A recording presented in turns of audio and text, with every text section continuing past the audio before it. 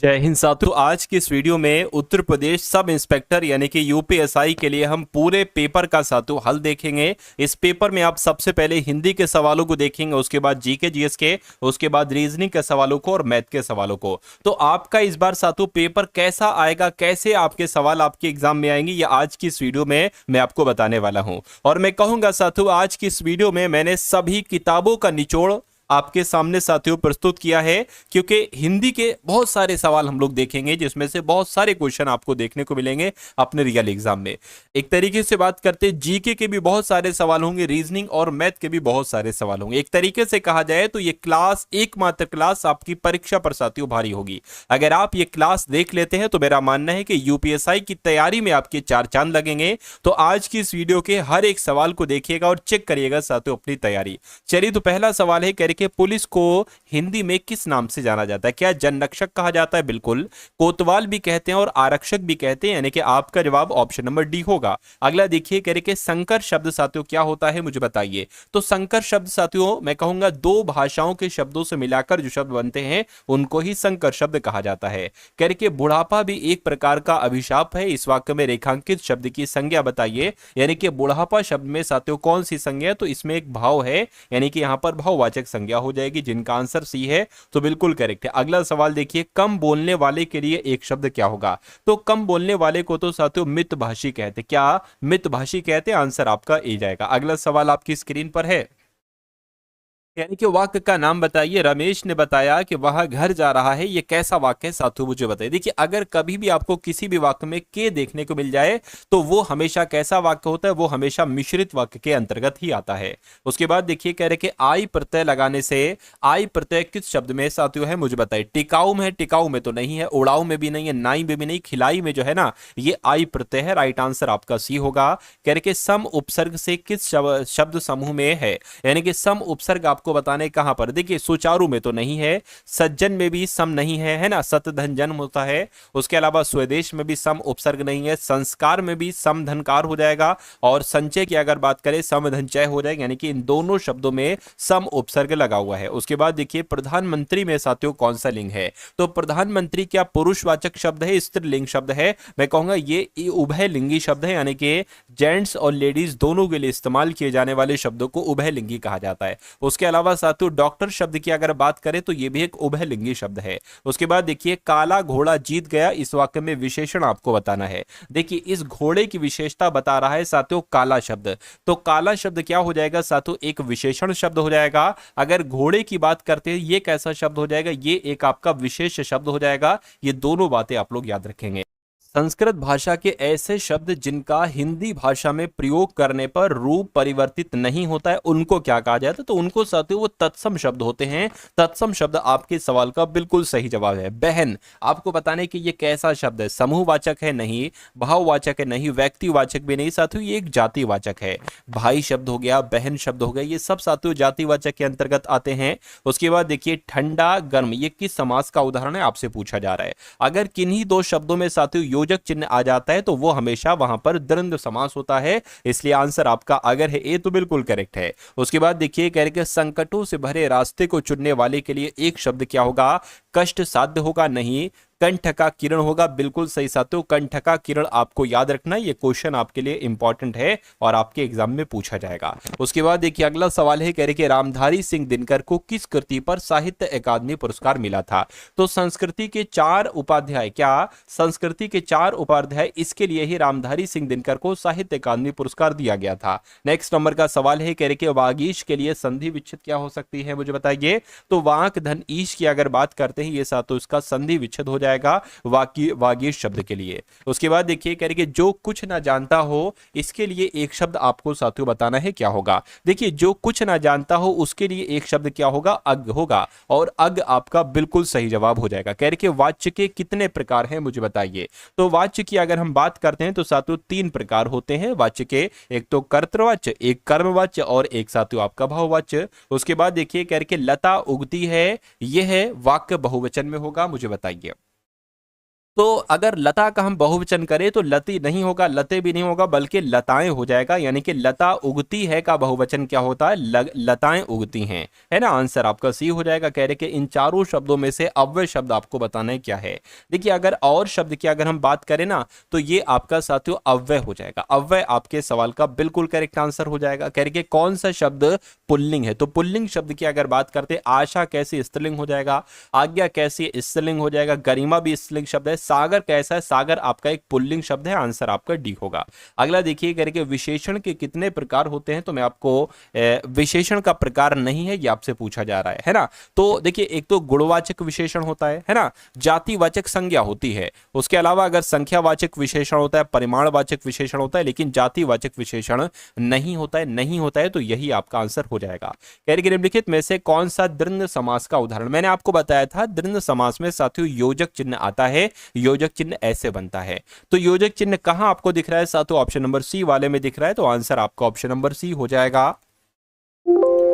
निम्न में से शुद्ध वाक्य कौन सा है, ये चार वाक्य आपके सामने साथियों, इनमें से एक वाक्य शुद्ध होगा और तीन वाक्य अशुद्ध होंगे। उस एक शुद्ध वाक्य के बारे में आपसे पूछा जा रहा है। कह रहे कि पहाड़ों में कई दर्शनीय स्थल देखने योग्य हैं, ये सही होगा, या पहाड़ों में अनेक दर्शनीय स्थल देखने योग्य हैं, ये सही होगा, या पहाड़ों में देखने योग्य अनेक दर्शनीय स्थल हैं, ये सही होगा। तो मैं कहूंगा मुझे तो ऑप्शन नंबर सी वाला सही लग रहा है और यही आपका सही भी हो जाएगा। उसके बाद देखिए कोमल का आपको बताने के विलोम क्या हो सकता है, तो कोमल का विलोम कर्कश, कृपण, कठोर, कठोर, मैं कहूंगा कठोर होता है साथियों कोमल का विलोम। अगला सवाल देखिए कह रहे जानने की इच्छा रखने वाले, इसके लिए एक शब्द साथियों क्या होगा, तो इसको हम लोग कह सकते हैं जिज्ञासु। क्या जिज्ञासु कह सकते हैं साथियों जानने की इच्छा रखने वाले के लिए एक शब्द। उसके बाद देखिए कह रहे तदुपरांत में उपसर्ग क्या है मुझे बताइए, तो तदुपरांत की अगर बात करते हैं साथियों तत् धन उपरांत हो जाएगा और तत् आपका क्या हो जाएगा, ये एक उपसर्ग हो जाएगा और उपसर्ग ही आपसे पूछा गया था। कह रहे संसार शब्द में प्रयुक्त संधि का चयन कीजिए।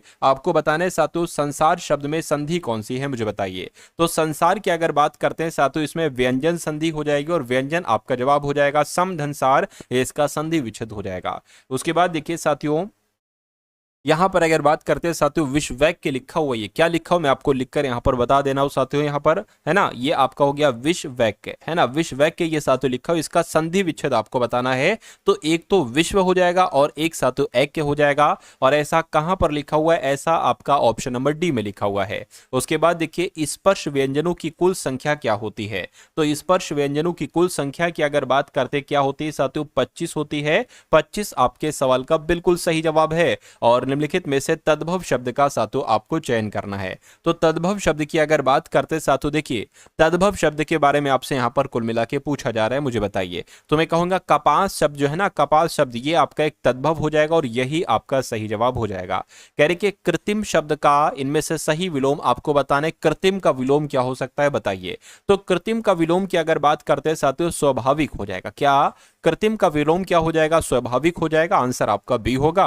कह रहे कि संस्कृत में स्वर कितने होते हैं साथियों बताइए, तो संस्कृत में तो साथियों कितने 13 स्वर होते हैं और 13 ऑप्शन नंबर डी में लिखा हुआ है, तो यही आपका साथियों बिल्कुल सही जवाब हो जाएगा। अगले नंबर का सवाल है कुटिल का विलोम आपको बताना है, तो कुटिल का विलोम क्या हो जाएगा साथियों, सरल हो जाएगा। सरल आपके सवाल का बिल्कुल सही जवाब हो जाएगा। कह रहे कि दी गई रचना के रचनाकार के सही विकल्प का साथियों आपको क्या करना है, यहां पर चयन करना है। उर्वशी की अगर हम बात करते हैं, उर्वशी के रचनाकार कौन है साथियों, रामधारी सिंह दिनकर तो है ना, उर्वशी के रचनाकार रामधारी सिंह दिनकर है। आंसर आपका ए होगा। उसके बाद देखिए स्थावर का साथियों विलोम क्या होगा, तो स्थावर के विलोम सचल नहीं, चंचल नहीं, चेतन भी नहीं साथियों, जंगम हो जाएगा। क्या जंगम जो होगा ना ये स्थावर का विलोम होगा। कह रहे कि शुद्ध वाक्य का साथियों चयन आपको करना है, तो मैं सकुशल पूर्वक घर पहुंच गया, है ना, कुशल पूर्वक लिख दिया जाता कोई दिक्कत थोड़ी ना होती, गलत हो जाएगा। माननीय मंत्री जी आ रहे हैं, आकाश बहुत ऊंचा है, वह है ना, वह खाई बहुत नीची है। मुझे ऐसा लग रहा है साथियों माननीय मंत्री जी आ रहे हैं, ये आपका शुद्ध हो जाएगा और यही आपका सही जवाब हो जाएगा। उसके बाद देखिए कह रहे कि विपद का साथियों विलोम क्या हो सकता है, तो विपद का विलोम तो संपद होता है। क्या विपद का विलोम साथियों संपद होता है। आंसर आपका बी होगा। साथियों ये सवाल मैं आपको जो करवा रहा हूं ये आपकी परीक्षा पर भारी पड़ेगी। ये एकमात्र क्लास अगर आप अच्छे तरीके से देख लेते हैं तो मेरा मानना है परीक्षा आप बहुत आराम से क्रैक कर डालोगे, बहुत सारे सवाल साथियों आपको इस क्लास से देखने को मिलेंगे, क्योंकि अभी तो साथियों हिंदी आपकी चल रही है, अभी कुछ देर बाद जीके आपकी चलेगी, उसके बाद रीजनिंग आपकी चलेगी और मैथ आपकी चलेगी। एक एक सवाल साथियों तराशा हुआ है, आपके एग्जाम में आने वाला एक एक सवाल है। तो इस क्लास को बहुत हल्के में मत लीजिएगा साथियों, बहुत सीरियसली तरीके से इस सवालों को आप लोग देखते रहिए। चलिए तो बात करते हैं अश्व का पर्यायवाची आपको साथियों बताने क्या होगा। देखिए अश्व को घोड़ा कहते हैं, अश्व को घोटक भी कहते हैं, अश्व को कटक नहीं कहते, नहीं कहते, तो यही आपका राइट आंसर हो जाएगा। उसके बाद देखिए कह रहे कि कंधा का तत्सम क्या है साथियों बताइए। तो कंधा का तत्सम साथियों क्या हो जाएगा, स्कंद हो जाएगा, और स्कंद आपका जवाब भी हो जाएगा। कह रहे कि जो कानून के अनुकूल ना हो उसके लिए साथियों एक शब्द क्या होगा। तो जो कानून के अनुकूल ना हो उसके लिए एक शब्द क्या होता है साथियों, अवैध होता है ना, अवैध आपका जवाब हो जाएगा। कह रहे कि आवेशित का साथियों विलोम क्या हो सकता है, तो आवेशित का विलोम पता क्या होगा साथियों, अनावेशित हो जाएगा। अगर आपका जवाब भी ऑप्शन नंबर ए है तो बिल्कुल सही है। उसके बाद देखिए ढाक के तीन पात, इसका मतलब क्या होता है। तो ढाक के तीन पात का मतलब क्या, सदैव एक जैसी स्थिति में होना इसको कहते हैं, साफ इनकार कर देना इसको कहते हैं, बेकार घूमना इसको कहते हैं, कभी किसी विशेषता से संपन्न होना इसको कहते हैं। मैं कहूंगा ढाक के तीन पात यानी कि सदैव एक जैसी स्थिति होना, आंसर आपका जाएगा ऑप्शन नंबर ए के साथ। अगला सवाल देखिए सरस्वती का कौन सा पर्यायवाची नहीं है, आपसे पूछा जा रहा है। तो सरस्वती का पर्यायवाची साथियों भारती हो जाएगा, शारदा भी हो जाएगा, भामा नहीं होगा, उसके अलावा वागीश्वरी भी हो जाएगा। यानी कि आंसर आपका अगर है ऑप्शन नंबर सी तो बिल्कुल करेक्ट है। उसके बाद देखिए वानर का तद्भव रूप साथियों क्या होता है। तो वानर तो तत्सम शब्द है, और तद्भव की अगर बात करते साथियों तो बंदर हो जाएगा, बंदर आपका सही जवाब है। कह रहे जो किसी का अनुवाद ना हो उसके लिए साथियों एक शब्द क्या होगा मुझे बताइए। जो किसी का अनुवाद ना हो, तो जो किसी का अनुवाद ना हो उसको मौलिक कहा जाएगा। क्या कहा जाएगा साथियों, उसको मौलिक कहा जाएगा। मौलिक आपका बिल्कुल सही जवाब हो जाएगा। करके शुद्ध वर्तनी वाला शब्द आपसे यहां पर पूछा जा रहा है, मुझे बताइए शुद्ध वर्तनी वाले शब्द क्या। अगर देखिए ये क्योंकि गलत लिखा है, ऐसे भी नहीं लिखा जाता और ऐसे भी नहीं लिखा जाता है। क्योंकि कैसे लिखा जाता है, जैसे आपका ऑप्शन नंबर डी में लिखा हुआ है।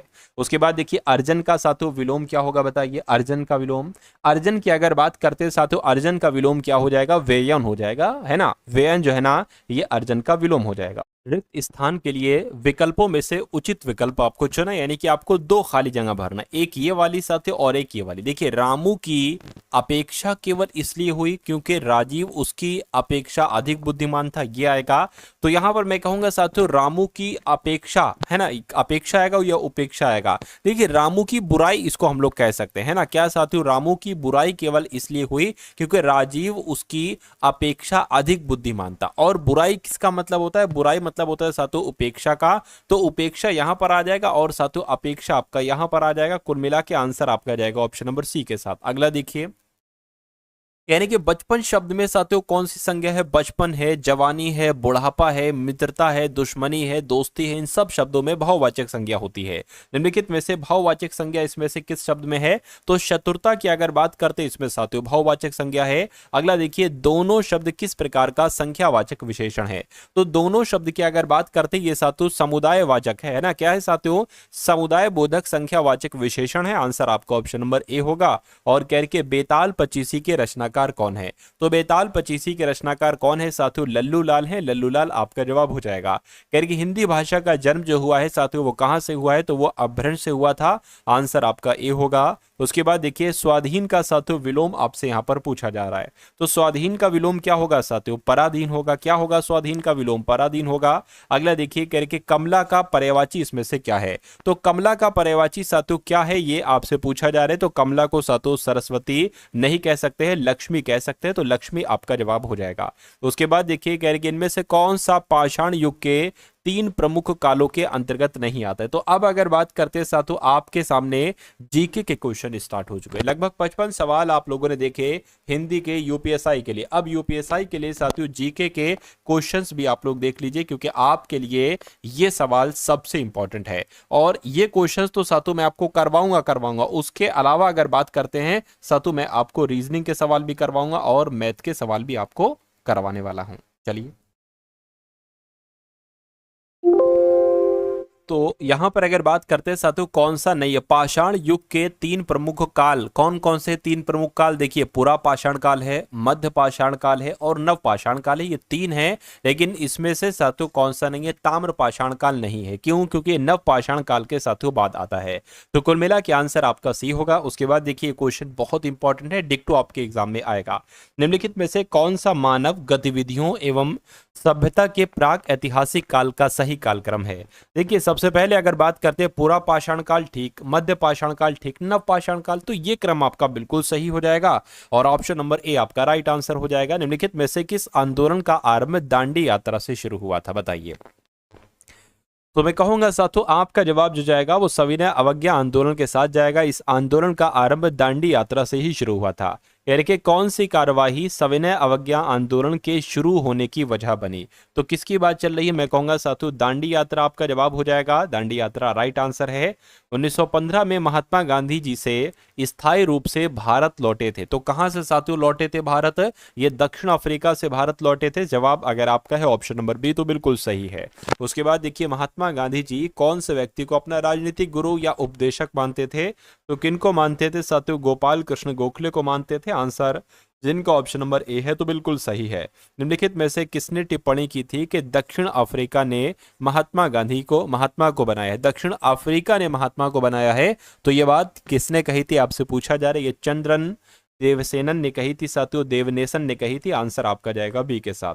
उसके बाद देखिए इनमें से कौन से स्वतंत्रता सेनानी मोतीलाल नेहरू के साथ स्वराज पार्टी के सह संस्थापक थे? तो अगर बात करते साथियों चित्तरंजन दास की, तो चित्तरंजन दास आपके सवाल का बिल्कुल सही जवाब है ना। यानी कि ये स्वतंत्रता सेनानी मोतीलाल नेहरू के साथ स्वराज पार्टी के सह संस्थापक थे।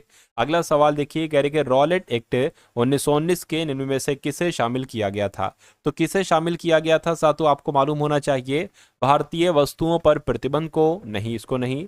सुनवाई के बिना अनिश्चितकालीन हिरासत एवं प्रेस की सेंसरशिप, बिल्कुल साथियों अगर आपके एग्जाम में ये सवाल आए तो जवाब मैंने आपको बता दिया है। उसके बाद देखिए किस भारतीय स्वतंत्रता सेनानी ने 1907 में जर्मनी के स्टुटगार्ट में सप्तऋषि नामक झंडा लहराया था? तो किसकी बात चल रही है साथियों? मैं कहूंगा मैडम भीकाजी कामा की बात चल रही है। मैडम भीकाजी कामा आपके सवाल का बिल्कुल सही जवाब है, आपको याद रखना है। ब्रिटिश भारत की राजधानी थी, तो ब्रिटिश भारत की राजधानी आपसे पूछी जा रही है साथियों, कलकत्ता थी। कलकत्ता से साथियों फिर साथियों दिल्ली हुई थी। उसके बाद देखिए कह रहे कि भारत की राजधानी को किस शहर से दिल्ली ले जाया गया था? तो कलकत्ता से साथियों दिल्ली ले जाया गया था। राइट आंसर आपका सी जाएगा। और अगला सवाल देखिए उसके बाद कह रहे कि किस स्थान को nursery of the Bengal army कहा जाता है? तो किसकी बात चल रही है साथियों? मैं कह सकता हूं अवध की अगर बात करते हैं तो अवध को nursery of the Bengal army के नाम से जाना जाता है। अगला देखिए 1907 में भारतीय राष्ट्रीय कांग्रेस के अध्यक्ष कौन थे? तो 1907 में भारतीय राष्ट्रीय कांग्रेस के अध्यक्ष तो साथियों रास बिहारी बोस थे। कौन थे? रास बिहारी बोस थे। ये बात आपको यहाँ पर मालूम होना चाहिए। अगर हम बात करते हैं साथियों किसकी, दादा भाई नौरोजी की, तो आपको याद रखना है साथियों जो दूसरा अधिवेशन हुआ था 1885 के बाद 1886 में, तो इसकी अध्यक्षता जो की थी वो दादा भाई नौरोजी ने की थी। कलकत्ता में इसकी अध्यक्षता हुई थी। भारतीय राष्ट्रीय कांग्रेस की स्थापना के समय भारत के वायसराय कौन थे? लॉर्ड रिपन थे? नहीं साथियों, लॉर्ड डफरिन थे। बिल्कुल साथियों लॉर्ड डफरिन ही भारतीय राष्ट्रीय कांग्रेस की स्थापना के समय भारत के वायसराय थे। अगला देखिए महात्मा गांधी ने पहली और अंतिम बार भारतीय राष्ट्रीय कांग्रेस के वार्षिक अधिवेशन की अध्यक्षता की थी। तो इन्होंने साथियों 1924 में होने वाले बेलगांव अधिवेशन की अध्यक्षता की थी। अगला सवाल आपकी स्क्रीन पर है, आपसे कहा जा रहा है कि वर्ष 1937 में कहां पर पहली बार किसी गांव में कांग्रेस अधिवेशन का आयोजन किया गया था? तो मैं कह सकता हूं साथियों 1937 में फैजपुर में पहली बार किसी गांव में कांग्रेस अधिवेशन का आयोजन किया गया था। अगला सवाल है कह रहे कि राजा राममोहन राय ने किस बंगाली अखबार की स्थापना करने के साथ उसका संपादन भी किया था? तो किस अखबार की बात चल रही है? संवाद कौमुदी की बात चल रही है। संवाद कौमुदी आपके सवाल का बिल्कुल राइट आंसर है। राष्ट्रवाद के प्रचार के लिए समाचार पत्र अल हिलाल का प्रकाशन किसने आरंभ किया था? तो साथियों किसने आरंभ किया था ये आपसे यहां पर पूछा जा रहा है। चलिए तो यहां पर अगर बात करते हैं साथियों आपका जवाब मौलाना अबुल कलाम आजाद हो जाएगा। आपका सही जवाब ऑप्शन नंबर बी हो जाएगा। अगला देखिए कह रहे कि AICC यानी कि अखिल भारतीय कांग्रेस कमेटी ने भारत छोड़ो प्रस्ताव साथियों कब पारित किया था? तो ये तो 8 अगस्त 1942 को पारित किया गया था। आंसर आपका जाएगा सी के साथ। अगला देखिए, भारत छोड़ो आंदोलन 1942 में महात्मा गांधी द्वारा दिए गए कौन से नारे के साथ ये शुरू किया गया था? तो मैं कहूंगा साथियों करो या मरो का नारा दिया गया था महात्मा गांधी जी के द्वारा 1942 में। उसके बाद देखिए अगला सवाल है, 1793 में स्थायी बंदोबस्ती लागू होने के समय बंगाल का गवर्नर जनरल कौन था? तो उस समय साथियों गवर्नर जनरल लॉर्ड कॉर्नवालिस था। लॉर्ड कॉर्नवालिस स्थायी बंदोबस्त लागू होने के समय बंगाल का गवर्नर जनरल था, ये आपको याद रखना है। अगला देखिए, भारत के प्रथम वायसराय साथियों कौन थे? तो लॉर्ड कैनिंग की अगर हम बात करते हैं तो लॉर्ड कैनिंग भारत के प्रथम वायसराय थे। अगला सवाल देखिए, कह रहे कि रॉबर्ट क्लाइव ने, है ना, रॉबर्ट क्लाइव ने, है ना, कहां पर एक दोहरी सरकार की शुरुआत की जिसके तहत मीर जाफर को एक बार फिर से नवाब बनाया गया? तो आपको यह ध्यान रखना है कि रॉबर्ट क्लाइव ने बिहार में एक दोहरी सरकार की शुरुआत की थी जिसके तहत मीर जाफर को एक बार फिर से नवाब बनाया गया था। आंसर आपका डी हो जाएगा। उसके बाद देखिए अगले नंबर का सातवां सवाल है, ये बहुत इंपॉर्टेंट क्वेश्चन आपकी स्क्रीन पर है। कह रही कि भारत एक गणतंत्र है, गणतंत्र का मतलब क्या होता है ये आपसे पूछा जा रहा है, मुझे बताइए। तो शासक राजा या रानी होती है, शासक राजा या रानी का सीधा वंशज होता है, राज्य का प्रमुख उसके लोगों द्वारा, है ना, परोक्ष रूप से चुना गया। बिल्कुल सर, तो ये आपका सबसे सही और सटीक जवाब हो जाएगा। अगला सवाल है, निम्नलिखित में से कौन सा भारतीय संविधान का स्रोत नहीं है?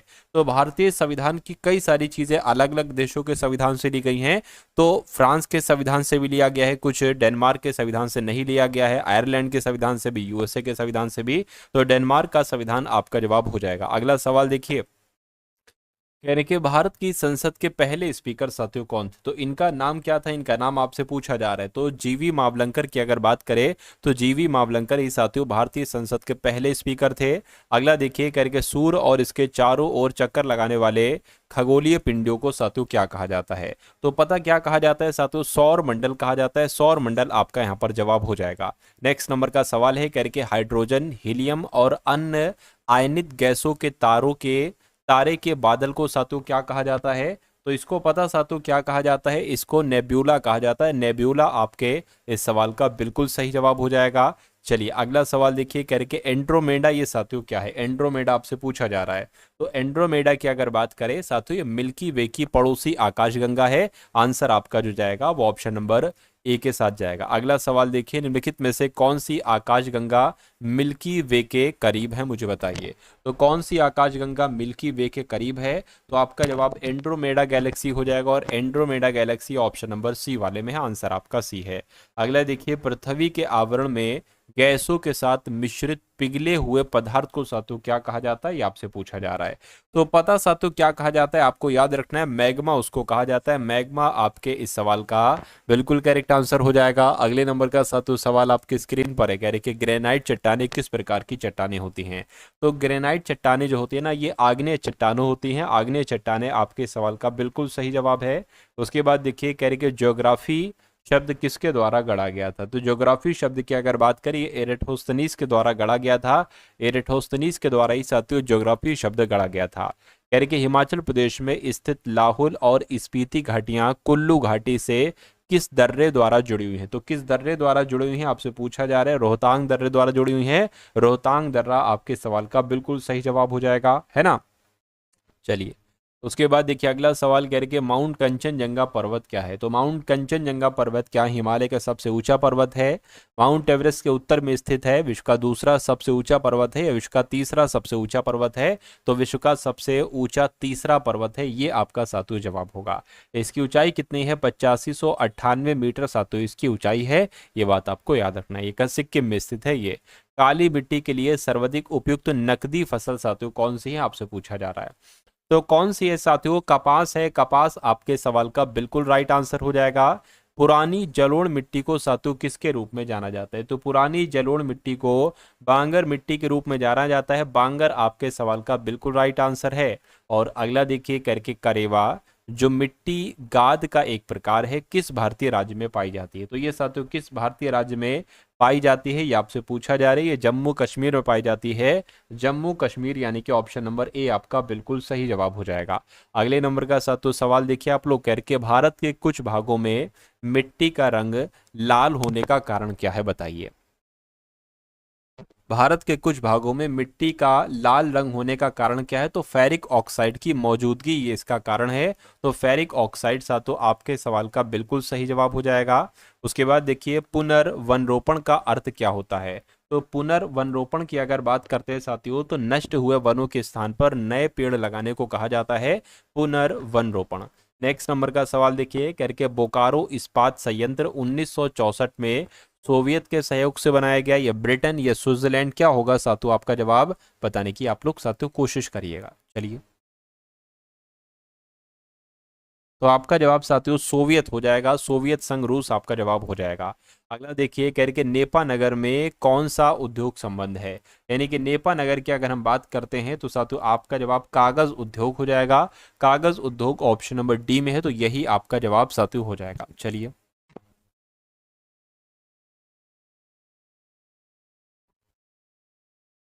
चलिए, नेपा नगर पता साथियों कहाँ पर है? ये मध्य प्रदेश में स्थित है। यानी कि मध्य प्रदेश में, मध्य प्रदेश के नेपा नगर में कौन सा उद्योग होता है? तो कागज का उद्योग होता है। अगला देखिए इंदिरा गांधी अंतर्राष्ट्रीय हवाई अड्डा, ये साथियों कहाँ पर स्थित है? ये आपसे पूछा जा रहा है, तो मैं कहूंगा ये तो दिल्ली में स्थित है, दिल्ली आपका जवाब है। उसके बाद देखिए अगला सवाल कह रहे कि इंटरनेशनल सिविल एविएशन ऑर्गेनाइजेशन का मुख्यालय कहाँ पर है? तो इसका मुख्यालय कहाँ पर है? मैं कहूंगा साथियों इसका मुख्यालय तो मॉन्ट्रियल में है, मॉन्ट्रियल आपका जवाब है। अगला देखिए इनमें से किस समिति का गठन बैंकिंग क्षेत्र में सुधार हेतु किया गया था?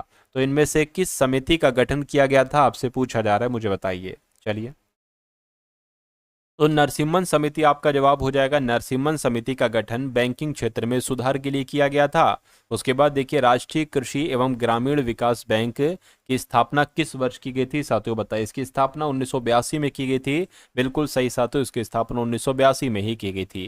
करके प्रथम बार सेवा कर भारत में किस वर्ष लागू किया गया था? तो ये साथियों कब लागू किया गया था? 1994 में लागू किया गया था। बिल्कुल सही आंसर आपका डी होगा। अगला देखिए जीएसटी का पूर्ण रूप क्या है? तो जीएसटी की फुल फॉर्म आपसे पूछी जा रही है, तो वस्तु और सेवा कर जो है ना, ये जीएसटी की फुल फॉर्म है। राइट आंसर आपका ए है। करके पेपर गोल्ड शब्द किससे संबंधित है? तो पेपर गोल्ड शब्द की अगर बात करते भारतीय रिजर्व बैंक की नहीं साथियों, बजट में कमी नहीं, मुद्रा अभिविष्ण मानक नहीं साथियों, अंतर्राष्ट्रीय मुद्रा कोष द्वारा हस्तांतरित संपत्ति, ये आपका जवाब हो जाएगा ऑप्शन नंबर डी। अगला सवाल देखिए करके Jinnah often came to our house, ये पुस्तक है। इस पुस्तक के लेखक आपसे पूछे जा रहे हैं। इस पुस्तक के लेखक की अगर बात करते हैं तो किरण दोषी हैं। किरण दोषी आपके सवाल का बिल्कुल सही जवाब हो जाएगा। चलिए साथियों, अब उसके बाद हम लोग यहाँ पर रीजनिंग के एकदम मोस्ट एक्सपेक्टेड क्वेश्चन साथियों यहाँ पर देखेंगे, जो आपके एग्जाम में आपको देखने को मिलेंगे। रीजनिंग के क्वेश्चंस होंगे, उसके बाद साथियों मैथ के क्वेश्चंस होंगे। तो रीजनिंग का पहला सवाल, इसका जवाब देने की कोशिश कीजिए। कह रहे कि निम्नलिखित में से कौन सी आकृति सीमेंट, ईंट और भवन निर्माण सामग्री के बीच के संबंध को भली भांति से दर्शाती है? देखिए ये क्या है, ये सीमेंट की बात करें या ईंट की बात करें तो ये भवन निर्माण सामग्री ही तो है। तो एक काम करते, ये मान लीजिए भवन निर्माण सामग्री हो गई और ये सीमेंट हो गया और ये ईंटें हो गई। तो ऐसा आरेख कहां पर बना हुआ है? ऐसा आरेख ऑप्शन नंबर डी में बना हुआ है। तो जिनका आंसर यहां पर है ऑप्शन नंबर डी के साथ, तो बिल्कुल सही है। अब उसके बाद देखिए नंबर सीरीज वाला सवाल है। कह 108 है, उसके बाद आपको बताना है कौन सा नंबर आएगा। उसके बाद 187 है, उसके बाद 2057 है और उसके बाद 22,627 है। को कभी भी आपको साथों ऐसा लगे कि नंबर में गैपिंग बहुत तेजी के साथ हो रही, तो वहां पर मल्टीप्लाई का इस्तेमाल हुआ है, गुणा का इस्तेमाल हुआ है। देखिए अगर साथों यहां पर हम लोग एक काम करते साथियों, यहां पर अगर बात करें, ये कुछ नहीं है साथियों, है ना? मेरे हिसाब से ये कुछ नहीं, ये भी कुछ नहीं है। तो यहां से आपकी शुरुआत होती है। इसको मैं हटा देता हूं। देखिए को मैं हटा देता हूं, एक काम करिए, ये मैंने हटा दिया इसको, ठीक है ना? अब साथियों आपको बताना है कि यहां पर क्या नंबर आएगा, उसके बाद 187 फिर 257 आएगा। अगर यहां पर साथियों हम बात करते हैं, मान लेते हैं साथियों यहां पर हम 25 रखें, 27 रखें, 15 रखें, 17 रखें, क्या आएगा? एक काम करिए साथियों, यहां पर अगर बात करते हैं साथियों, देखिए ये एक तरीके से बात करें 187 की गुणा अगर हम 10 से करते हैं ना तो 1870 आता है। अगर हम एक और बढ़ा दें यानी कि 11 से गुणा करें 187 की तो कितना आएगा? तो यहां पर अगर बात करें, मैं थोड़ा सा कैलकुलेटर का इस्तेमाल करूं, है ना, 187 गुणा 11 तो 2057 आया है। अब उसी प्रकार अगर हम साथों अब यहां पर अगर बात करें, अब यहां पर अगर हम 17 रखते हैं तो 17 की गुणा जब हम कराते हैं तो 187 आता है, क्योंकि 17 धाम 170 हो जाएगा, 17 और मिलाएंगे 187 हो जाएगा। तो मैं कहूंगा उसी प्रकार साथों इसकी भी गुणा 11 से ही आप कराओगे तो 22,627 आएगा। तो मैं कहूंगा इस सवाल का जवाब आपका जो जाएगा वो 17 आ जाएगा, यानी कि ऑप्शन नंबर डी के साथ इस सवाल का बिल्कुल सही जवाब हो जाएगा। अब उसके बाद देखिए एक और नंबर सीरीज का सवाल आपके सामने है, कह रहे कि सबसे पहले 16 है, उसके बाद 28 है और उसके बाद 52 है, उसके बाद आपको बताने कौन सा नंबर आएगा और उसके बाद 196 आएगा। तो यहां पर अगर साथियों बात करें, देखिए 16 से 28 हुआ, मैं कहूंगा यहां पर 12 बढ़ाया गया है। अब 28 से 52 हुआ है, कितना बढ़ाया गया है साथियों, 12 मान लीजिए, 12 हो गया, 12 में से 8 जाएगा, 4 बचेगा, 4 लिख दिया है, ये 4 हो गया, 4 में से 2 जाएगा, यानी कि 24 यहां पर आ जाएगा। तो 12 है, 24 है, जाहिर सी बात है यहां पर 48 होना चाहिए। तो अब साथियों 52 में 48 को जोड़िए, कितना आ जाएगा, तो ये 100 आ जाएगा, और 100 में 48 का डबल 96 होता है, 96 जोड़ेंगे तो 100 से 196 हो जाएगा, यानी कि 100 आपका यहां पर जवाब आया है। और 100 कहां पर लिखा हुआ है, ये ऑप्शन नंबर सी में लिखा हुआ है। उसके बाद देखिए साथियों अगले नंबर का सवाल आपकी स्क्रीन पर है, इस सवाल को देखिए और बताइए सही जवाब क्या होगा। कह रहे कि निम्न श्रृंखला में कितने से पहले पी है और बाद में डी है। क्या लिखा हुआ है साथियों, बहुत ध्यान से पढ़िएगा। निम्न श्रृंखला में कितने आर से पहले, है ना, निम्नलिखित में से कितने आर, ये यहां पर साथियों आर होगा, क्या होगा, एक सेकेंड, आर से पहले पी, यानी कि आर से पहले साथियों क्या होना चाहिए, पी होना चाहिए और बाद में डी होना चाहिए, यानी कि आर के बाद डी होना चाहिए। तो ये चीज आपको कहां पर दिख रही साथियों, है ना, पी आर डी। देखिए जरा, अब अगर बात करते पी पी पी, एक तो यहां आ गई पी आर डी, एक तो यहां पर दिख गया और एक आपका पी आर डी यहां पर दिख गया, उसके बाद कहीं पर नहीं है। तो मैं कहूंगा ऐसी 2 जगह पर है आर, जिससे पहले तो पी है उसके बाद में डी है, तो आंसर आपका सी होगा। उसके बाद देखिए अगले नंबर का सवाल कह रहे कि निर्धनता का संबंध जैसे बेरोजगारी से है, उसी प्रकार आरक्तता का संबंध साथियों किससे हो जाएगा। तो उसी प्रकार आरक्तता का संबंध कुपोषण से, निरक्षरता से, सूखा से, मृत्यु से। तो सबसे सटीक जवाब आपका ऑप्शन नंबर ए बनेगा, यानी कि कुपोषण बनेगा।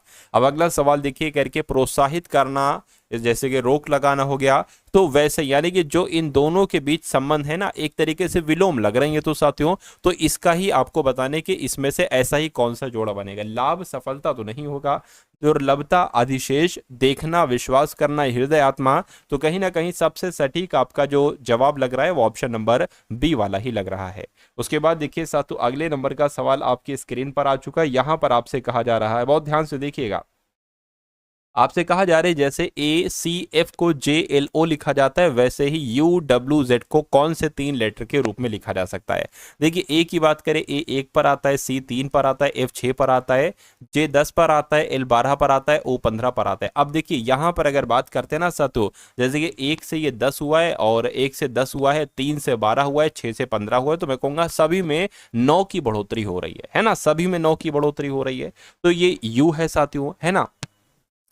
यू की अगर बात करते हैं, यू 21 पर होता है, डब्ल्यू आपका 23 पर होता है, 26 की बात करते हैं, ये आपका जेड की बात करें 26 पर होता है। अब अगर बात करते हैं साथियों, देखिए जेड में अगर हम 9 बढ़ाएं, क्योंकि सभी में 9 बढ़ाए जा रहे, तो यहां पर मेरे हिसाब से आई आ जाना चाहिए, क्योंकि आई 9 नंबर पर होता है। उसी प्रकार डब्ल्यू में अगर साथियों क्या हम 9 बढ़ाएंगे तो पता क्या आ जाएगा, तो एफ आ जाएगा। क्यों, क्योंकि डब्ल्यू 23 पर है, 24, 25, 26, 3 इधर के हो गए, और फिर ए से स्टार्टिंग करोगे तो 6 तक एफ आएगा। इसकी अगर बात करते हैं तो साथियों यहां पर अगर बात करते हैं क्या आ जाएगा, 6ठे नंबर पर यू के बाद देखिए यू हो गया, है ना, U V W X Y Z हो गया, है ना। और उसके बाद साथियों की एक तरीके से बात करते हैं यहां पर हम लोग, हाँ तो वही लगभग डी आ जाएगा साथियों, तो डी यहां पर आ जाएगा। तो कुल मिला के डीएफआई कहां पर लिखा हुआ है, डीएफआई ऑप्शन नंबर डी में लिखा हुआ है, तो जिनका आंसर यहां पर ऑप्शन नंबर डी के साथ है, तो बिल्कुल सही है। अब उसके बाद देखिए अगला सवाल आपकी स्क्रीन पर है, आपसे कहा जा रहा है कि बी डी जी एच को ओ क्यू टी यू लिखा जाता है, तो उसी प्रकार एफ एच के एल को क्या लिखा जाएगा। ये 4 लेटर साथियों आपसे पूछे जा रहे हैं। मैं कहूंगा साथियों अगर आप ये क्लास, जितनी भी क्लासेस मैं आपको कराऊं, अगर आप अपने एग्जाम तक इन सारी क्लासेस को बहुत अच्छे तरीके से देखते रहते हैं तो हर एक सब्जेक्ट में आप महारती बन जाओगे। बिल्कुल बेसिक से मैंने उठाया है और बिल्कुल एक एक चीज आपको बताऊंगा, बारीकी के साथ बताऊंगा। बहुत कम मैं पढ़ाता हूं, लेकिन जो भी पढ़ाता हूं बहुत सिलेक्टेड चीजें साथियों पढ़ाता हूं। तो अगर आप इस चैनल पर साथियों नए हैं तो चैनल को जरूर सब्सक्राइब करके बेल आइकन पर क्लिक कर लीजिएगा, क्योंकि अगर वाकई में वर्दी लेना चाहते हैं साथियों यूपीएसआई में, तो पढ़ना होगा साथियों जो आपको पढ़ाया जाए। ठीक है ना। अब देखिए ऐसा एक सवाल आपके एग्जाम में आता है, कह रहे कि बी की बात करें 2 पर आता है, डी 4 पर आता है, जी 7 पर आता है, एच 8 पर आता है, उसी प्रकार ओ 15 पर आता है, क्यू 17 पर आता है, टी 20 पर आता है और यू 21 पर आता है। ठीक है ना। अब देखिए यहां पर क्या रिलेशन लग रहा है आपको, जैसे कि ये 2 4 7 8 है ना, और एक तरीके से बात करें 15 17 20, मतलब यहां पर जितनी गैपिंग है ना वही गैपिंग यहां पर है ना। ये 2 के बाद 4 आ गया है ना, मतलब 2 बढ़ाया गया, और 15 के बाद 17 आ गया, यहां पर भी 2 बढ़ाया गया, 4 से 7 3 बढ़ाया गया, तो 17 से 20 3 बढ़ाया गया, 7 से 8 1 बढ़ाया गया, 20 से 21 1 बढ़ाया गया। यानी कि साथियों यहां पर जो होंगे वो भी यही होगा। लेकिन अब सवाल ये होता है कि यहां से ये कैसे हुआ, एच से ओ कैसे हुआ। तो एच होता है 8 पर, ओ होता है 15 पर, यानी कि पूरा का पूरा 7 नंबर बढ़ाया गया है। तो यहां पर भी साथियों 7 नंबर ही आप बढ़ाओगे। एल 12 पर होता है 7 पर, साथियों यहां पर क्या आ जाएगा ये आपसे पूछा जा रहा है। तो 12 में 7 जोड़ेंगे 19 आएगा, 19 पर साथियों क्या होता है, एस होता है। तो एक तो हमें मिल गया। अब देखिए 2 बढ़ाया गया है ना, तो 2 इसमें बढ़ाओ, यानी कि एस टी यू, तो यहां पर यू आ जाएगा। उसके बाद अब 3 बढ़ाया गया तो यू 21 पर होता है, 3 बढ़ाओगे 24 आ जाएगा, 24 पर एक्स होता है। अब यहां पर सिर्फ एक बढ़ाना है आपको, एक्स के बाद साथियों क्या आ जाएगा, वाई आ जाएगा, यानी कि एस यू एक्स वाई कहां पर लिखा हुआ है, ऐसा साथियों ऑप्शन नंबर सी में लिखा हुआ है। तो जिनका आंसर ऑप्शन नंबर सी के साथ है तो बिल्कुल सही हो जाएगा। अगला सवाल आपकी स्क्रीन पर है, देखिए सवाल को और बताइए सही जवाब क्या होगा। कह रहे कि 25 से यहां पर क्या कर दिया गया है, 125 कर दिया गया है। तो यहां पर आपको बताना है कौन सा नंबर आएगा। मुझे ऐसा लग रहा है कि भाई 25 की गुणा अगर 5 से कराओ तो 125 आ जाएगा। तो किसकी गुणा, 525 की गुणा 5 से कराओ तो क्या 3125 आएगा। 625 की गुणा साथियों 5 से कराओ, देखिए 6 पंजे 30, यानी कि 3000, तो यही हो गया। 25 की गुणा 5 से करोगे 125 हो जाएगा, बिल्कुल सही साथियों। 625 की गुणा कराने पर 5 से 3125 आता है, यानी कि आंसर आपका बी होगा। उसके बाद देखिए अगला सवाल आपकी स्क्रीन पर है। आपसे कहा जा रहा है साथियों कि इसमें सबसे विषम कौन सा है, सबसे अलग कौन सा है। देखिए वाई की अगर बात करें, वाई 25 पर आता है, वी की बात करें ये 22 पर आता है, डब्ल्यू की बात करें 23 पर आता है, और एक्स की बात करते ये साथियों 24 पर आता है। यहां पर सम विषम भी नहीं कर सकते, क्योंकि 2 सम है और 2 विषम है, नहीं कर सकते। एक काम कर सकते हैं साथियों, ये नंबर जो है ना ये किसी का स्क्वायर है, ये भी नहीं है कि स्क्वायर, ये भी नहीं, ये भी नहीं, यानी कि ये 3 अलग हो जाएंगे और ये एक अलग हो जाएगा। तो इस प्रकार सबसे विषम आपका जो बनेगा वो ऑप्शन नंबर ए वाला बनेगा। तो जिनका आंसर ऑप्शन नंबर ए के साथ है तो मैं कहूंगा आंसर आपका बिल्कुल करेक्ट हो जाएगा भाई, बहुत बढ़िया, वेरी गुड क्लास। उसके बाद देखिए अगला सवाल आपकी स्क्रीन पर है, यानी कि 4 12 8 16 14 24 6, इसमें आपको बताना है साथियों सबसे विषम कौन सा है। देखिए दिमाग लड़ाइए थोड़ा। अगर 4, एक काम करते हैं साथियों, है ना, अगर हम इसको घटाएं, जैसे कि 12 में से 4 घटाते हैं तो 8 आता है, 8 में से 16 में से 8 घटाते तब भी 8 आता है।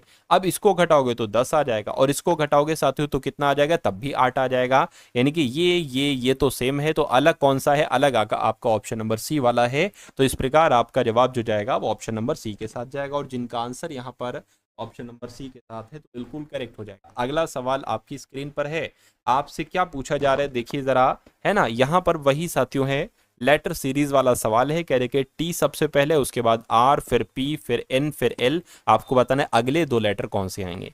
तो यहाँ पर आपको भी प्लेस वैल्यू आना चाहिए, जिसके टी 20 पर होता है, आर 18 पर होता है, पी 16 पर होता है, एन 14 पर होता है, एल 12 पर होता है। तो देखिए 2 2 2 2 घट रहा है, तो यहाँ पर 10 आ जाएगा और फिर 8 आ जाएगा। 10 पर होता है जे और 8 पर होता है एच, यानी कि जे और एच कहाँ पर लिखा हुआ है, जे और एच आपका ऑप्शन नंबर बी में लिखा हुआ है। तो जिनका आंसर ऑप्शन नंबर बी के साथ है तो मैं कहूंगा आंसर आपका बिल्कुल सही हो जाएगा। अगला सवाल आप लोग देखिए, इसमें प्लेस वैल्यू साथियों आपसे पूछी जा रही है। तो सी की बात करते हैं, सी 3 पर आता है, डी 4 पर आता है, ई 5 पर आता है, ठीक है। आई की बात करें 9 पर आता है, जे 10 पर आता है, के 11 पर आता है, उसी प्रकार एन 14 पर आता है, ओ 15 पर आता है और पी 16 पर आता है। अब देखिए जरा साथियों, यहां पर अगर बात करते हैं ना हम लोग, यहां पर भी वही चीज है साथियों, यहां पर भी सेम 3 4 5 9 10 11 14 15 16। अब यहां पर आपको बताना है कौन से 3 लेटर आएंगे। अब एक सवाल की अगर बात करें, देखिए ये 5 से, है ना, 5 से क्या हुआ है साथियों, 5 से 9 हुआ है, यानी कि यहां पर 4 बढ़ाया गया है, ठीक है। अब इससे यानी कि के से एन जो हुआ है ना, के देखिए यहां पर 4 बढ़ाया गया है, ठीक है, और यहाँ पर कितना बढ़ाया गया, 11 से 14 यानी कि 3 बढ़ाया गया है। तो यहाँ पर मेरे हिसाब से साथियों 2 बढ़ाना चाहिए, यानी कि P फिर Q फिर R, तो यहाँ पर साथियों R आ जाएगा, है ना, क्या आ जाएगा, R आ जाएगा 18। तो देखिए 3 4 5 9 10 11 लगातार नंबर, यानी 18 19 और 20 आ जाएगा। तो R और S और साथियों T आ जाएगा, और R और S और T कहाँ पर लिखा हुआ है, ऑप्शन नंबर बी में लिखा हुआ है। तो जिनका आंसर ऑप्शन नंबर बी के साथ है, तो मैं कहूँगा आंसर आपका बिल्कुल करेक्ट हो जाएगा भाई, बहुत बढ़िया, वेरी गुड क्लास। अगले नंबर का सवाल आपकी स्क्रीन पर है, आपसे पूछा जा रहा है कि माला की ओर इशारा करते हुए कला ने कहा। ठीक है भैया, कला कह रही है, कला क्या कह रही है, कला कह रही है माला की तरफ इशारा करते हुए, कहने के वो मेरे भाई की इकलौती बहन, यानी कि कला के, है ना, कला के भाई की इकलौती बहन, यानी कि वो अपनी ही बात कर रही है। अरे भाई मेरे भाई का इकलौती बहन, तो वो अपने ही तो बात कर रही है, तो वो यानी कि उसकी पुत्री है। ये क्या है, माला उसकी पुत्री है। तो माला का कला से क्या संबंध हो जाएगा साथियों, माँ बेटी का हो जाएगा, बेटी का हो जाएगा। तो बेटी कहां पर लिखा हुआ, बेटी आपका ऑप्शन नंबर बी में लिखा हुआ है। तो जिनका आंसर ऑप्शन नंबर बी है तो बिल्कुल सही हो जाएगा। यदि राम शाम से कम तेज दौड़ता है और शाम लाल जितना ही तेज दौड़ता है किंतु टॉम से कम तेज दौड़ता है, तो सबसे तेज कौन दौड़ता है साथियों, ये बात आपसे यहाँ पर पूछी जा रही है। अब देखो इसको हम 1 बाय 1 करके सॉल्व करेंगे। यानी कि राम शाम से कम तेज दौड़ता है, शाम से कम तेज दौड़ता है साथियों क्या, राम। तो मैं कहूंगा शाम ज्यादा तेज दौड़ेगा, है ना, शाम ज्यादा तेज दौड़ेगा और राम थोड़ा कम तेज दौड़ेगा, तो शाम आगे हो जाएगा। कहने के और शाम लाल जितना ही तेज दौड़ता है, शाम जो है ना साथियों ये लाल जितना ही तेज दौड़ता है, यानी कि श्याम और लाल बराबर तेजी के साथ दौड़ते हैं। चलिए क्या कह रहे हैं, कह रहे हैं श्याम लाल जितना ही तेज दौड़ता है किंतु टॉम से कम तेज दौड़ता है, यानी कि ये जो है ये टॉम से कम तेज दौड़ता है, तो टॉम उनसे तेज दौड़ता है। तो सबसे तेज कौन दौड़ता है, तो मैं कहूंगा श्याम लाल। राम से तेज कौन दौड़ता है साथियों, टॉम दौड़ता है, तो टॉम सबसे तेज दौड़ेगा। आंसर आपका जाएगा सी के साथ। अगला सवाल देखिए, यानी कि एप्रिसिएशन को 1 7 7 8 3 2 4 1 9 4 6 5 लिखा जाता है, तो रिसेप्शन को सातों क्या लिखा जाएगा। अब मुझे सातों ऐसा लग रहा है कि ऐसा तो नहीं भाई, ए का कोड 1 हो, डबल पी का कोड 7 हो, ऐसा तो नहीं है सातों। एक काम करिए सातों, TION यहाँ पर भी है और TION यहाँ पर भी, और TION का कोड क्या है 9465। तो मैं कहूंगा यहाँ पर भी सातों 9465 आना चाहिए। तो देखिए अंत में कहाँ 9465 है, यहाँ पर नहीं, 9465 यहाँ पर है, 9465 यहाँ पर है, और यहाँ पर नहीं है। अब देखिए जरा सा, तो अब एक काम करिए, ए का कोड देख लीजिए क्या है, ए का कोड 1 है ना, ए का कोड क्या है साथ, तो 1 है। अच्छा चलिए ऐसा करिए, काम करिए, और यहाँ पर P का कोड देखिए साथियों, P कहाँ पर आपको मिलेगा, P यहाँ पर मिलेगा, P का कोड साथियों 7 है, तो 7 इसमें आ रहा है, P का कोड हमें चाहिए ना, 7 इसमें आ रहा है, तो इसमें नहीं है। मैं कहूँगा ये आपका बिल्कुल सही जवाब हो जाएगा। अगले नंबर का सवाल देखिए, यदि कोर्स को एक कोड भाषा में ESRUOC लिखा जाता है तो BREATH को क्या लिखा जाएगा। देखिए मुझे ऐसा लग रहा है कि जो यहाँ पर लेटर है वही लेटर यहाँ पर है, यानी कि आंसर जो बनेगा वो इन लेटर से ही बनेगा। एक काम करिए साथियों, देखिए ई सबसे अंत में यहाँ पर सबसे पहले आ गया, फिर सेकंड लास्ट पे एस है, यहाँ पर बिल्कुल 2 नंबर पे आ गया। अच्छा ऐसे हो रहा है ESRUUOC, तो मैं कहूँगा सबसे अंत में एच है तो एच आ जाएगा, उसके बाद टी आ जाएगा, उसके बाद ए आ जाएगा, उसके बाद ई आ जाएगा, उसके बाद आर और फिर बी आ जाएगा। तो ऐसा कहाँ पर लिखा हुआ है साथियों, HTAERB, ऐसा ऑप्शन नंबर बी में लिखा हुआ है। तो ये क्या होगा, ये आपका बिल्कुल सही जवाब हो जाएगा। उसके बाद देखिए अगले नंबर का सवाल आपकी स्क्रीन पर है साथियों, इस सवाल को देखिए और बताइए सही जवाब आपका क्या होगा। कह रहे कि 6 मित्र हैं ABCDE और F, ये उत्तर की ओर मुंह करके एक पंक्ति में बैठे हैं। 6 मित्र हैं तो 1 2 3 4 5 6, ये 6 लोग हो गए साथियों, है ना। ये उत्तर की ओर मुंह करके एक पंक्ति में बैठे हुए हैं। यानी कि सी बीच में बैठा है, सी बीच में है ए और ई के, ठीक है। बी ई के निकटतम दाएं लेकिन डी के बाईं ओर बैठा है। अब साथियों हम किसको सॉल्व करें, हमें जो लाइन सही लगेगी साथियों ना हम उसको ही तो सॉल्व करेंगे। चलिए कोई दिक्कत नहीं है। हाँ तो एक काम करिए, इसको ही सॉल्व कर लीजिए आप लोग। तो यहाँ पर देख लेते हैं बी ई के निकटतम, यानी कि ई क्या लिखा हुआ है, बी जो है ना ई के निकटतम दाएं बैठा है। मान लीजिए साथियों ई यहाँ पर है, अब ई का दायां क्या हो जाएगा, ई के दाएं पर बी बैठा है, यानी कि बी यहाँ पर बैठ जाएगा। देखिए बी जो है ना ई के निकटतम दाएं बैठा है लेकिन डी के बाएं बैठा है, यानी कि डी के बाएं बैठा है बी। तो ये 3 लोगों को साथियों हमने यहाँ पर क्या किया, यहाँ पर हमने बैठा दिया। उसके बाद कहा जा रहा था कि सी जो बीच में है ए और ई के, तो ए ई ये हो गया, ए ये हो जाएगा, ए और ई के बीच में कौन हो जाएगा, सी हो जाएगा, है ना। तो एफ दाएं छोर पर नहीं है, अच्छा एफ दाएं छोर पर नहीं है तो एक काम करिए, इधर एक बढ़ाइए और इधर से खत्म कर दीजिए। एफ दाएं छोर पर नहीं है तो साथ तो एफ मेरे हिसाब से यहां पर आ जाएगा, ठीक है ना। बाएं छोर पर कौन है, तो बाएं छोर पर दाएं छोरिए, बाएं छोरिए साथों, एफ बाएं छोर पर हो जाएगा और एफ आपके सवाल का बिल्कुल सही जवाब हो जाएगा। उसके बाद देखिए साथियों, कथन और उनकी अवधारणाएं दी गई हैं, आपको बताना है कौन सा सही है। कह रही है अच्छी पुस्तक भले ही महंगी हो बिकती हैं। अब अवधारणाएं आपको बताना है, कुछ पुस्तकें दूसरी पुस्तकों से अच्छी होती हैं, बिल्कुल सही साथियों, है ना। जो अच्छी पुस्तकें होती हैं, अच्छी पुस्तकें होती हैं, हो सकता है वो महंगी हो लेकिन वो बिकती हैं। तो कुछ पुस्तकें दूसरी पुस्तकों से अच्छी है, ये तो अंतर्निहित है साथियों अवधारणा। अधिकांश पुस्तकें महंगी हैं, है ना, ज्यादातर पुस्तकें महंगी, ये हम साथियों नहीं कह सकते। तो मैं कह सकता हूं साथियों, यदि केवल अगर बात करते हैं एक धारणा, पहली वाली धारणा जो है साथियों ये अंतर्निहित है, ऐसा ऑप्शन नंबर ए में लिखा हुआ है। तो ये क्या होगा साथियों, यही आपका जवाब हो जाएगा। उसके बाद देखिए, कह रहे कि निम्नलिखित कथन और उन पर आधारित तर्क को ध्यानपूर्वक पढ़कर उचित उत्तर विकल्प को चुनिए। कथन आपके सामने दे रखा है, क्या पेड़ों की कटाई पर पूर्णतः प्रतिबंध लगा देना चाहिए, है ना। तो कह रहे कि हाँ, पर्यावरण को अच्छा बनाने के लिए ऐसा करना सही रहेगा। बिल्कुल पर्यावरण की यहाँ पर बात की गई है। अगर कोई और बेवजह बेकार चीज दी जाती कि भाई उसको सही करने के लिए ऐसा करना चाहिए, तो हम गलत मान लेते, लेकिन यहाँ पर पर्यावरण की बात की गई है तो हम इसको सही मानेंगे। कह रहे कि नहीं, पेड़ों की कटाई पर पूर्णतः प्रतिबंध नहीं लगाना चाहिए। नहीं क्यों, क्योंकि इससे लकड़ी उद्योग खत्म हो जाएगा। बात तो ये भी सही है, अगर हम पेड़ों पर से पूरी तरीके से कटाई पर प्रतिबंध हटा लें तो फिर लकड़ी का उद्योग कैसे हो पाएगा। मैं कहूंगा दोनों बातें बिल्कुल सही हैं अपने अपने हिसाब पर। तो तर्क एक और दो दोनों प्रबल है, ऐसा ऑप्शन नंबर सी में लिखा हुआ है। तो ये क्या होगा, ये आपके सवाल का बिल्कुल सही जवाब हो जाएगा। अगला सवाल देखिए, यानी कि बी का भाई ए है, सी की पुत्री बी है और ए के पिता डी हैं, है ना। तो सी डी से किस प्रकार संबंधित है। बी का भाई ए है, मान लेते हैं सातु बी ये हो गया, और बी का भाई क्या हो गया सातु, बी का भाई ए हो गया। अब कहने कि ए के पिता डी हैं, है ना। तो मैं कहूंगा सातु, जब ये भाई है तो डी ये मान लेते, ये पिताजी हो जाएंगे, ये पिताजी हो गए, ये डी के ये दोनों बच्चे हो जाएंगे ए और बी। उसके बाद कह रहे हैं साथियों, बी का भाई ए है, हो गया, सी की पुत्री बी है, अच्छा सी की पुत्री, अच्छा ये पुत्री हो गई, सी की पुत्री साथियों बी, यानी कि दोनों आपस में पति पत्नी हो जाएंगे। और बी सी की पुत्री बी है और ए के पिता डी हैं, हो गया है। तो सी डी से किस प्रकार संबंध, यानी कि डी क्या कहेगी सी को, डी क्या कहेगी साथियों, डी क्या कहेगा सी को, तो ये तो पत्नी कहेगा, पत्नी कहेगा, तो पत्नी आपके सवाल का बिल्कुल सही और सटीक जवाब हो जाएगा। भाई बहुत बढ़िया, वेरी गुड क्लास।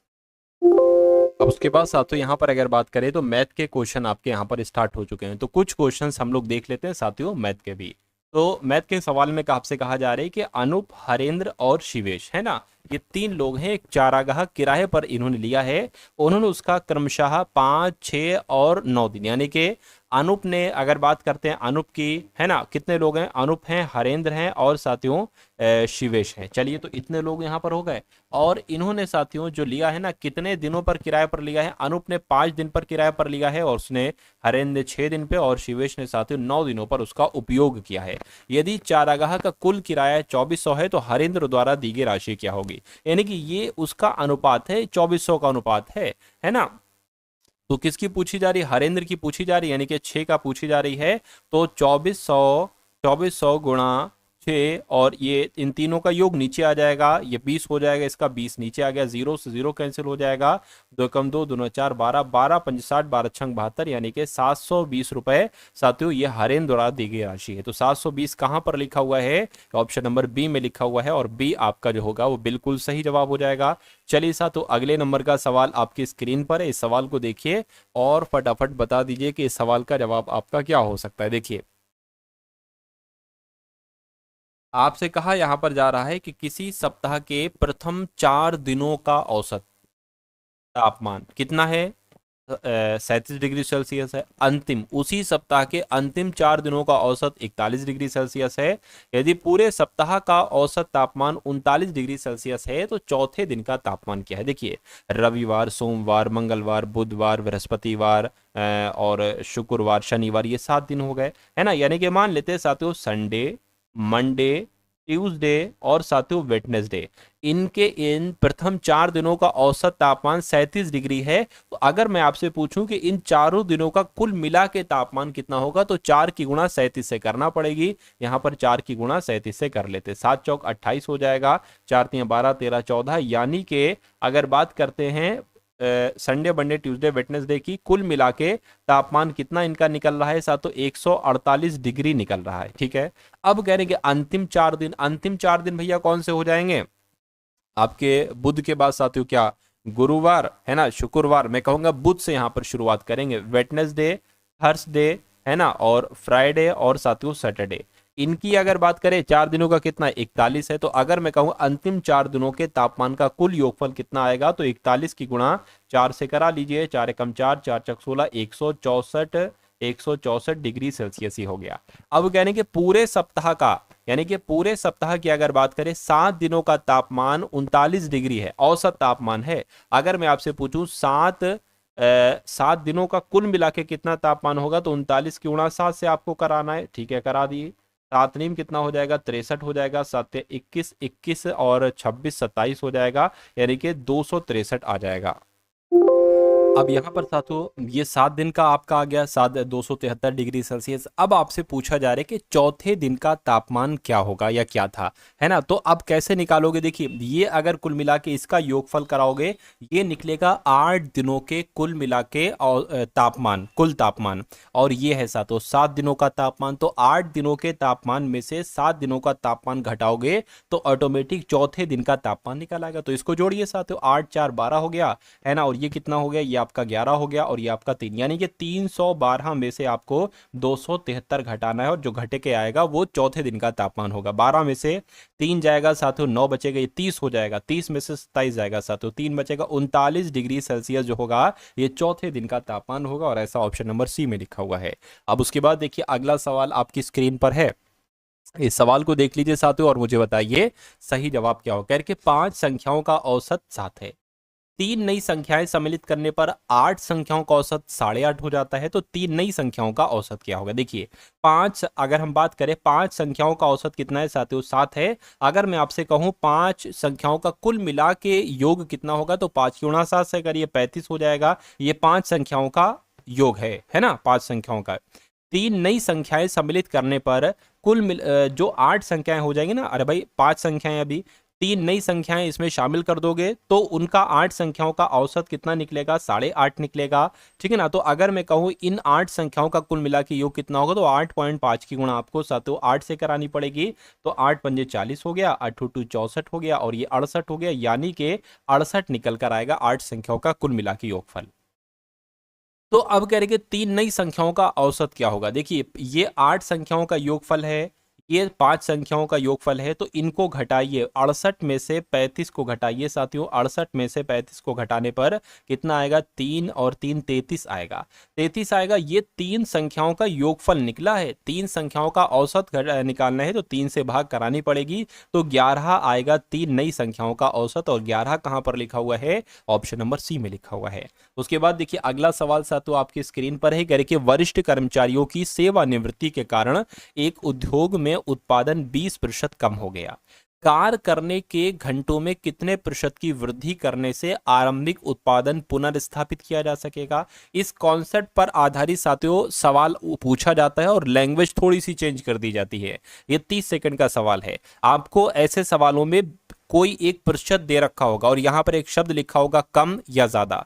ये भी हो सकता था 20% ज्यादा हो गया, अगर ज्यादा यहां पर लिखा होता तो फिर यहां पर कम लिखा होता, है ना। यहां पर कम लिखा है तो यहां पर ज्यादा लिखा है, तो 20 लिखा है तो 20 लगाया, गुणा किया, 20 कम लिखा है ना, तो साथियों 100 में से आपको 20 घटाना है। अगर 20% की वृद्धि लिखा होता तो 100 प्लस 20 कर देते, तो यहां पर साथियों 2000 आ गया और नीचे 80 आ जाएगा। इसको जरा कैलकुलेट करिए कितना आपके सामने आएगा। 8 से कट करे, 8 दूना 16 हो जाएगा, 8 पंजे 40, 25 आ जाएगा, और 25 आपका ऑप्शन नंबर डी में लिखा हुआ है। तो जिनका आंसर ऑप्शन नंबर डी के साथ है तो मैं कहूंगा आंसर आपका बिल्कुल करेक्ट हो जाएगा भाई, बहुत बढ़िया।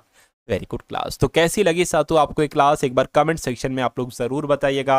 अगर आप वाकई में यूपीएसआई 2025 के एग्जाम को क्रैक करना चाहते हैं तो जितनी भी क्लासेस मैं आपको दूं, क्लासेस सारी सातों फ्री आपके लिए रहेंगी, फ्री ऑफ कॉस्ट, क्योंकि मैं चाहता हूं कि ज्यादा से ज्यादा बच्चा सातों सिलेक्शन इस बार ले यूपीएसआई की तैयारी टारगेट सिलेक्शन से करके। तो क्लासेस आपको मैं फ्री दूंगा। उसके अलावा साथों आप डिस्क्रिप्शन में ग्रुप है उसको आप लोग ज्वाइन कर लीजिए, क्योंकि वहां पर आपको क्लासेस के लिंक मिलते रहेंगे। और चैनल पर अगर आप लोग नए हैं तो चैनल को साथों तुरंत सब्सक्राइब करके बेल आइकन पर क्लिक कर लीजिएगा, क्योंकि आपको ऐसी वीडियोस के लिंक वहां पर प्रोवाइड होते रहेंगे, ठीक है ना। उसके अलावा मैं आपको एक चीज बता देना चाहता हूं, देखिए यूपीएसआई के लिए साथों जीके जीएस की आपके लिए पीडीएफ तैयार हो चुकी है, जीके जीएस की और करंट अफेयर की। इसमें जीके जीएस के 1-लाइनर क्वेश्चन भी है और एमसीक्यू फॉर्म में क्वेश्चन भी है। तो ये इंपॉर्टेंट क्वेश्चन है जो आपके एग्जाम में आपको देखने को मिलेंगे। तो इसका प्राइस आपके लिए साथियों सिर्फ 45 रखा गया है। डिस्क्रिप्शन में लिंक है यूपीएसआई पीडीएफ, उस लिंक पर आप क्लिक करेंगे तो आप हमारे व्हाट्सएप पर आ जाएंगे। वहां पर आपको एक क्यूआर कोड दिया जाएगा, उस क्यूआर कोड पर 45 का पेमेंट करेंगे तो ये पीडीएफ आपको वहीं पर भेज दी जाएगी। तो डिस्क्रिप्शन में साथियों इससे ले लीजिएगा, और टेलीग्राम ग्रुप है, व्हाट्सअप ग्रुप है, उसको ज्वाइन कीजिएगा। डिस्क्रिप्शन में मैं प्लेलिस्ट का भी लिंक डाल दूंगा, प्लेलिस्ट पर क्लिक करके आप हमारी पिछली सारी क्लासेस को देख सकते हैं। और इस वीडियो को लाइक कीजिएगा, अगर हो सके तो अपने मित्रों के साथ साथियों जरूर शेयर कर दीजिएगा, और कमेंट सेक्शन में एक जय हिंद का कमेंट आप लोग जरूर कर दीजिएगा। तो मिलते हैं हम सभी लोग आने वाली वीडियो में। जय हिंद साथियों।